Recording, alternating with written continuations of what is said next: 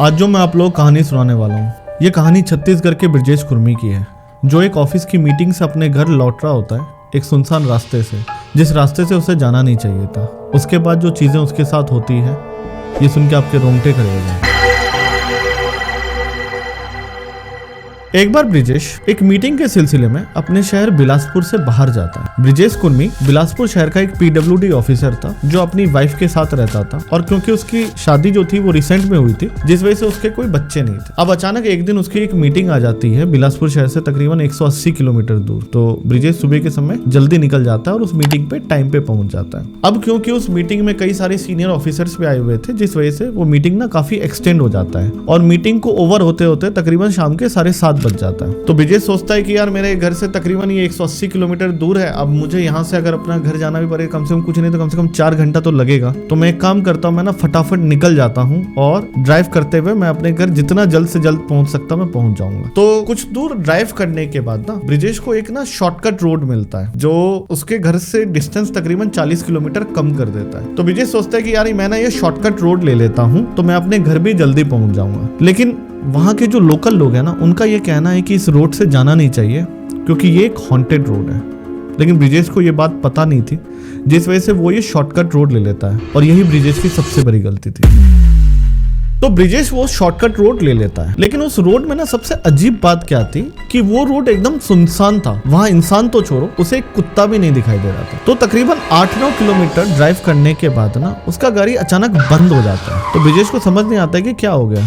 तो फिर वो अपने गाड़ी से उतरता है, अपना बोनट खोलता है और अपनी इंजन देखने लगता है। जब वो अपने गाड़ी के आगे खड़े होता है ना, तो उसे हल्का सा ना ठंडा सा महसूस होता है। उसको ना थोड़ा सा ऐसा लगता है कि यार अजीब सा महसूस हो रहा है। फिर अचानक ना उसके कान में ना किसी की बुदबुदाने की आवाज़ आती है। तो ब्रिजेश को समझ नहीं आता है कि हो क्या रहा है। फिर वो थोड़ा घबरा जाता है। फिर वो ना अपना अगल बगल देखने लगता है, लेकिन उसको ना कोई इंसान दिखाई नहीं देता। तो फिर वो फटाफट अपना बोनट बंद करके ना अपने गाड़ी के अंदर बैठ जाता है, और फिर वो अपने आप को थोड़ा सेटल करता है, पानी पीता है, थोड़ा नॉर्मल होता है। जब उसे कोई दिखाई नहीं देता है तो फिर वो सोचता है एक काम करता हूँ, गाड़ी एक बार देखता हूँ कहीं ऑन हो जाए, स्टार्ट हो जाए।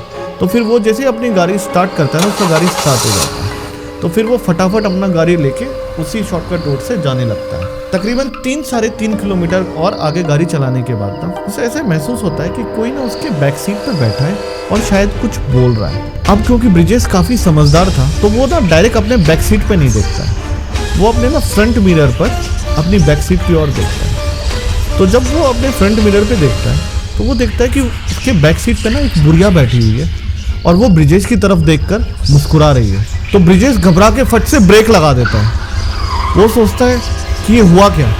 फिर वो अपने ना बैक सीट की ओर देखता है, लेकिन उससे ना कोई दिखाई नहीं देता है। फिर वो गाड़ी से भी उतरता है और अपने अगल बगल देखता है, लेकिन उसको तब भी कोई नहीं दिखाई देता है। तो ब्रिजेश को अब समझ नहीं आता कि करे तो करे क्या। तो फटाफट अपना गाड़ी लेके तेजी से भगाते हुए अपने घर चला जाता है, तकरीबन 2 घंटे ड्राइव करने के बाद। तो जैसे ही ना वो घर पहुंचता है, वो सोचता है कि चलो यार बाल बच गए, मैं सेफली अपने घर पहुंच गया। लेकिन यही ब्रिजेश की सबसे बड़ी गलतफहमी थी। तो ब्रिजेश जब अपने घर पहुंचता है तो वो सोचता है कि चलो यार जो बीत गया सो बीत गया, फाइनली मैं तो अपने घर सेफली पहुंच गया हूँ। फिर जब वो अपने घर के अंदर जाता है तो वो देखता है कि उसकी वाइफ जो है वो सोई नहीं होती है, वो इसका वेट कर रही होती है और उसने डिनर नहीं किया होता है। तो ब्रिजेश ये देखकर काफी खुश हो जाता है। फिर दोनों हस्बैंड वाइफ खाना खाते हैं और सो जाते हैं। फिर सोने के कई देर बाद अचानक पायल की ना नींद खुल जाती है। पायल ब्रिजेश की वाइफ का नाम था। तो पायल को ऐसा महसूस होता है कि कोई गाना गा रहा है। तो पहले उसे समझ नहीं आता है कि ये कहाँ से आवाज आ रही है। फिर वो जब हल्का ध्यान से सुनती है तो उसे महसूस होता है कि उसके बगल से ही वो आवाज आ रहा है। तो फिर वो जब आंख खोलकर देखती है ना, तो उसे समझ नहीं आता है कि ये हो क्या रहा है। वो देखती है ब्रिजेश पलथी मारकर बैठा हुआ है और वो गाना गा रहा है, लेकिन उसकी जो आवाज थी ना वो एक औरत की थी। तो पायल को समझ नहीं आता है कि वो करे तो करे क्या। तो फिर वो ब्रिजेश को एकदम हिलाकर बोलते बिज्जू बिज्जू क्या हो गया। तो जो औरत थी वो उसके तरफ देखती है और बोलती है चुप हो जा, मैं अपने बेटे को सुला रही हूँ। अब पायल को समझ नहीं आता है कि ये हो क्या रहा है, ये ब्रिजेश ये औरत की आवाज में क्यों बात कर रहा है। फिर वो हिम्मत करके जोर से फिर चिल्लाती है बिज्जू होश में आओ, क्या कर रहे हो तुम गाना क्यों गा रहे हो। तभी ब्रिजेश के अंदर में जो औरत थी ना वो उसका गर्दन पकड़ती है और बोलती है तुझे बोला ना मैं अपने बेटे को सुला रही हूँ। अब पायल को समझ नहीं आता है वो करे तो करे क्या। वो अपने गर्दन से उसका हाथ छुटवाती है और उस कमरे से बाहर की ओर भागती है और जिस कमरे में ब्रिजेश था वो उस पे कुंडी लगा देती है बाहर से। फिर पायल थोड़ा हिम्मत करती है और सोचती है कि करूँ तो करूँ क्या। तो फिर उसके दिमाग में आता है कि यार मेरा भाई तो नज़दीक ही रहता, मैं उसको फ़ोन कर देती हूँ। तो फिर वो अपने भाई को फ़ोन कर देती है कि देखो मेरे घर फटाफट आ जाओ, ब्रिजेश पता नहीं कुछ अजीब हरकतें कर रहा है और ये सारी चीज़ें हुई है, प्लीज़ तुम मेरे घर फटाफट आ जाओ और प्लीज़ किसी तांत्रिक को ले आओ। क्योंकि पायल ये सोचती है कि शायद तांत्रिक आ जाएगा तो सारी चीज़ें सही हो जाएंगी। तो पायल के कुछ देर फ़ोन करने के बाद ही पायल का भाई अपने साथ तांत्रिक को ले आता है और उसने तांत्रिक को सारी बातें पहले ही रास्ते में बता दी होती है। तो जैसे ही तांत्रिक ब्रिजेश के कमरे के बाहर पहुंचता है तो वो पायल और उसके भाई को बोलता है कि तुम दोनों लोग यही कमरे के बाहर इंतजार करो क्योंकि तुम लोग का अंदर जाना सही नहीं होगा। तो ये दोनों लोग वहाँ पे इंतजार करने लग जाते हैं और वो जो तांत्रिक था वो कमरे के अंदर चला जाता है। जब तांत्रिक उस कमरे के अंदर जाता है तो ब्रिजेश उसी हालत में थी जैसा पायल ने बताया था।